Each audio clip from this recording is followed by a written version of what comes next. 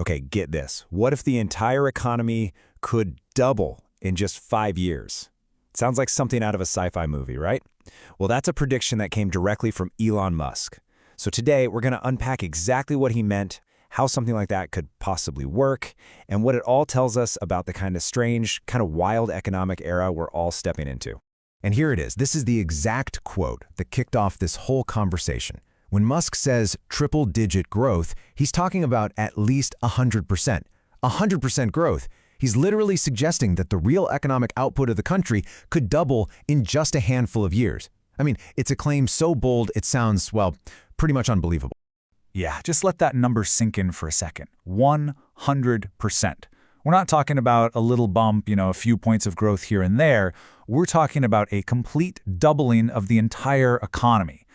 So the big question is he just completely out of his mind? Or is there some kind of hidden logic to this whole thing? All right, to really get our heads around just how wild a 100% prediction is, we need some context. We need to look back, like what does a huge year for economic growth actually look like in the history books? So get this, just reaching double-digit growth, so 10% or more, is incredibly rare. I mean, the last time the U.S. economy grew by that much was during the all-out, full-scale mobilization for World War II. In modern times, peacetime, strong growth usually just means we're bouncing back from a massive crisis, like that 5.9% we saw after the COVID pandemic. But nothing has ever come close to 100%. And this, right here, illustrates the sheer scale of what we're talking about. I mean, just look at that gap. The absolute highest growth ever recorded in the middle of a world war is just a tiny little fraction of what Musk is suggesting is possible, like in the very near future. We are talking about a completely different category of economic expansion. It's not even on the same planet. Even if we look at a recent surprisingly strong quarter, like that 4.3% growth, you gotta look at it a little closer. Because once you strip away all the temporary stuff, like tariffs, and that big boom in AI data centers, and the fact that a lot of that spending was driven by the wealthiest 20 or 30%, well, the real underlying base growth is a much more modest 2.5%. So how in the world do you get from that to 100%? Okay, so if even our best ever growth numbers are just a tiny fraction of what Musk is predicting, how could his claim possibly be true? Well, the answer lies in a really fundamental economic concept, and honestly, it's the key to this entire puzzle. We have to talk about the difference between nominal GDP and real GDP. So, nominal GDP, that's the big headline number you always hear about, the total dollar amount. But it can be super misleading. Because think about it, if prices for everything just go up, that nominal number gets bigger, but we haven't actually made or sold any more stuff. Real GDP, now that's the number that truly matters. It's adjusted for inflation, and it tells us if the actual volume of goods and services is growing. It tells us if we're actually better off. Yeah, a good way to think of nominal GDP is like the raw sticker price of the entire economy. It's the big number you see on the news, but like we're about to see, it really doesn't tell the whole story of whether we're actually more prosperous or not. To make this super concrete, let's just walk through a quick example of how it's calculated. So imagine a company sells $100 million worth of tires. Now, to avoid counting the value of the rubber twice, we have to subtract the $20 million it spent on its inputs. So the tire company adds $80 million in value to the GDP. Then the rubber supplier adds its own value, and on down the line. That's how we get the final total nominal figure. And then there's real GDP. And this is kind of where the magic happens. It takes that big nominal number and adjusts it based on whether prices went up or down. It's the thing that answers the real question, are we actually getting more for our money? This is the number that reflects true prosperity.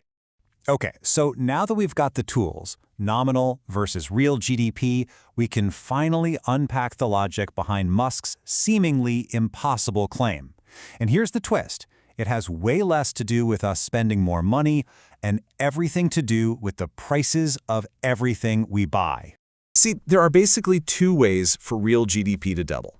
Path number one is the one we always think about, right? Everyone's income doubles, we all go out and we buy twice as much stuff. Sounds great, but that's really, really hard to do on a massive scale. But there's a second path. What if we spend the exact same amount of money, but the price of everything gets cut in half? Now that is the radical idea at the very heart of this whole AI deflation theory.